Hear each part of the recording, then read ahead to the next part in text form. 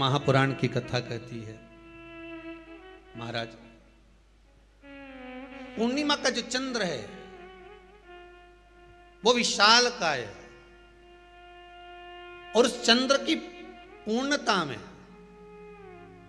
हमारी अभिलाषाएं भी पूर्ण हो।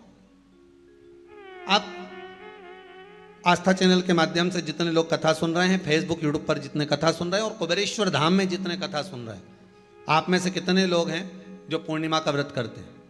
जो माताएं करती हो जरा हाथ उठाइए। पूर्णिमा का व्रत जो करती है, करते हो ना आप लोग? रखिए हाथ। अब पूर्णिमा के व्रत में आपने कई बार किताब पढ़ी होगी पूर्णिमा की, या आपने व्रत किया होगा, या पूर्णिमा का व्रत आप धारण करे होगे, तो उसमें पूजन कौन से भगवान की होती है? पूर्णिमा के व्रत में किस भगवान की पूजन होती है? तो कहा पूर्णिमा के व्रत में केले के खंभ लगाकर पूर्णिमा का जो अध्यापन होता है, पूर्णिमा की जो पूजन होती है, उस पूजन में शंकर और पार्वती की पूजन की जाती है, शिव और नारायण की पूजन करी जाती है, शंकर और पार्वती का स्मरण किया जाता है। किसकी पूजन होती है? शिव पार्वती।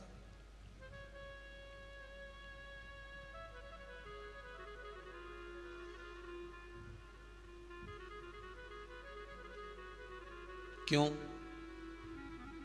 शंकर और पार्वती का पूजन क्यों करा जाता है पूर्णिमा के व्रत में? क्योंकि शिव और माता पार्वती ही केवल एक ऐसे हैं जिन्होंने अपूर्ण लक्ष्मी को भी पूर्ण बना दिया था। किसको पूर्ण बनाया है? लक्ष्मी।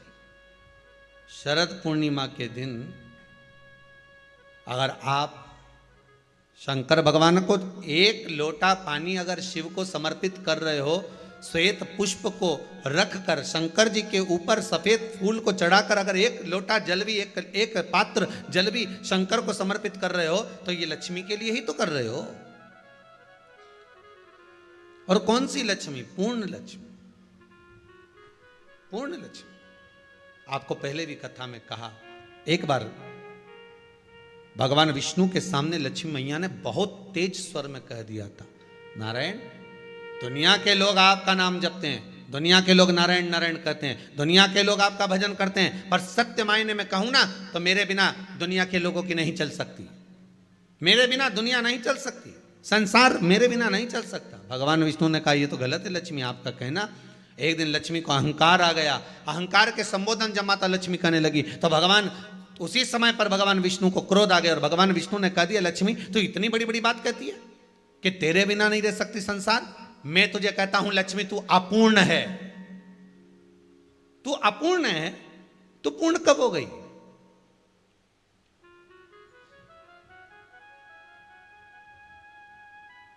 तेरी पूर्णता कहां हो गई? लक्ष्मी की आंख से आंसू बहने लगे। आज आपने मुझे अपूर्ण कहा है। आपको मालूम है आप मुझे अपूर्ण कह रहे हो? आपको यह ज्ञात हो रहा है आप मुझे अपूर्ण कह रहे हो? भगवान कहते हैं, हाँ लक्ष्मी, मैंने तुझे अपूर्ण कहा है। अपूर्णता का मतलब आप जानते हो ना? भगवान कहते हैं, लक्ष्मी मैं सब जानता हूं। लक्ष्मी रोती हुई माता सरस्वती के पास पहुंच गई। सरस्वती ने पूछा, क्या बात है लक्ष्मी, क्यों रो रही हो? लक्ष्मी जी ने कहा, क्या बताऊं सखी, मेरे पति ने आज मुझे अपूर्ण कह दिया है। तो क्यों रो रही है तू? अपूर्ण अगर कह दिया, पति ने ही तो कहा है ना, तो क्यों रोना? चल मेरे साथ में। और सरस्वती मैया माता लक्ष्मी को लेकर सीधे पहुंच गई माता पार्वती के यहां।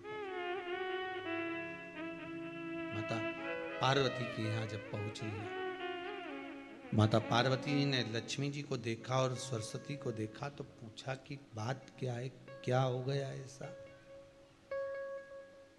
क्या हुआ, क्या है ऐसा जो तुम दोनों आज मेरे पास में आई?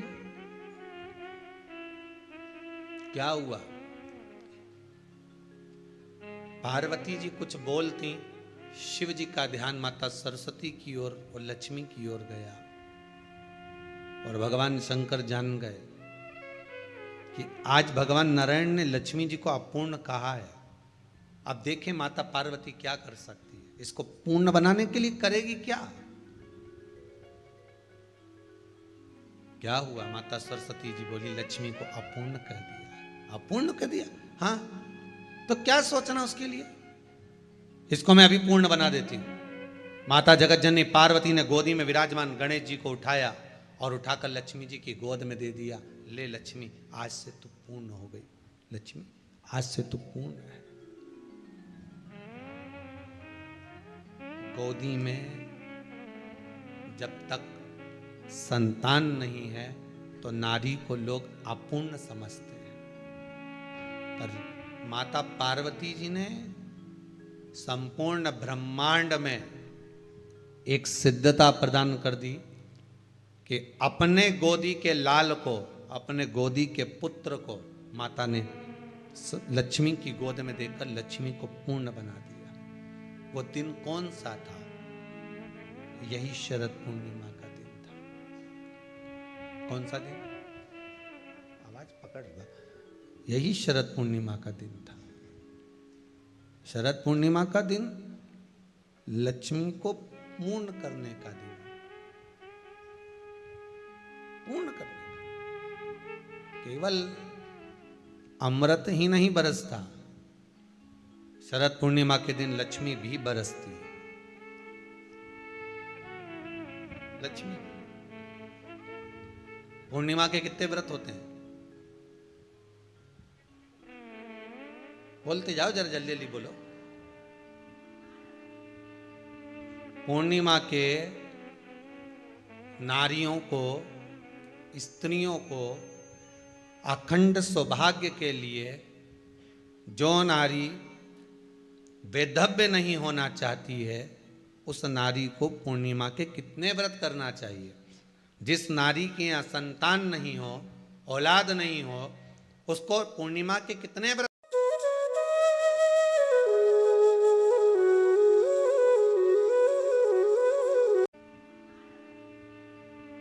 पूर्णिमा के नारियों को, स्त्रियों को अखंड सौभाग्य के लिए, जो नारी वैधव्य नहीं होना चाहती है, उस नारी को पूर्णिमा के कितने व्रत करना चाहिए? जिस नारी के यहाँ संतान नहीं हो, औलाद नहीं हो, उसको पूर्णिमा के कितने व्रत करना चाहिए? जिस नारी का पुत्र, पति बहुत बीमारी से ग्रसित हो, लग रहा हो कि ये मेरा बेटा बहुत बड़ी बीमारी में घिरा हुआ है, तो नारी को कितने व्रत करना चाहिए? स्वयं भगवान कृष्ण ने माता यशोदा को द्वापर में भी बताया है कि पूर्णिमा के 32 व्रत होते हैं। कितने व्रत होते हैं? 32।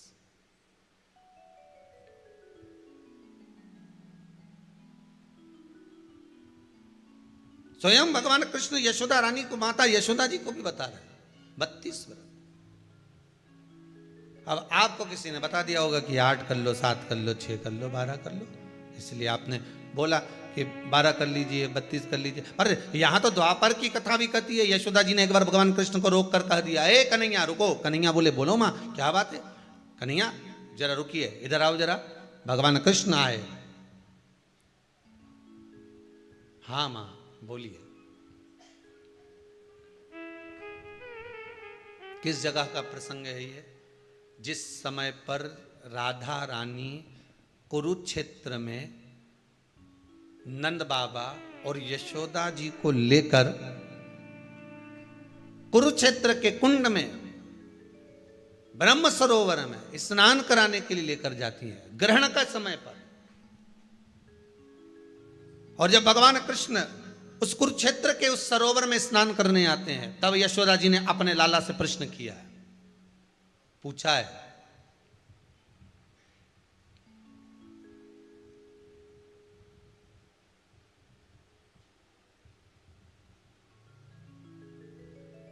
कि नारी वैधव्य होकर ना मरे।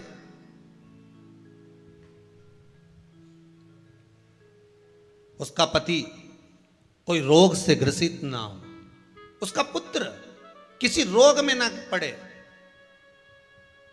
अरे भाई कितना सुंदर संवाद लिखा है। अगर किसी माता का पुत्र मान लो किसी नशे में डूबा हुआ है, कोई नशा कर रहा है और गलत नशा है, आपको लग रहा है कि ये नशे में डूबा हुआ है, आपको लग रहा है कि ये गलत जगह पर डूब गया है, आपको लग रहा है कि मदिरापान में, मांसाहार में या अधिक अधिक गांजा आदि का जो भी नशे होते हैं, जितने भी नशे, उसमें डूब चुका है। और माँ उसको समझा रही है, तू नशे में मत डूब, तू इस काम को मत कर, तू ये गलत कर्म मत कर।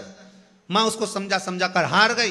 तो मेरा माताओं से निवेदन है, आप उसको समझाना बंद कर दो, एक काम करना प्रारंभ कर दीजिए। हमें जो शिव महापुराण के माध्यम से शास्त्र कह रहा है कि आप 32 पूर्णिमा के व्रत प्रारंभ कर दो।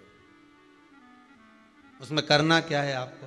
केवल जिस दिन व्रत रहे, रात्रि के समय पर कोई भी मीठा, कुछ भी सामग्री आप चंद्र की रोशनी में, चंद्र को अर्घ देने के बाद, पूजन करने के बाद उसको रखो, और वही सामग्री जो नशा कर रहा है उसको पूर्णिमा के दूसरे दिन उसको खिलाओ। आप धीरे धीरे खिलाना चालू करेंगे, जिस नशे में वो डूबा हुआ उस नशे से वो छूटना प्रारंभ हो जाएगा। 2 पूर्णिमा व्रत करके तो देखो, तीसरे में तुम्हें जरूरत ही नहीं पड़ेगी। धीरे धीरे आप रुक, वो छूटना प्रारंभ हो जाएगा। स्वयं भगवान कह रहे हैं, यशोदा मैया ने कन्हैया को रोक लिया कुरुक्षेत्र के उस मैदान में, और भगवान कृष्ण का दर्शन माता यशोदा जी करी। बहुत बहुत दिनों के बाद माँ को, आज माता यशोदा को लाला का दर्शन हुआ, बहुत समय के बाद, जाने के बाद, बहुत समय के बाद।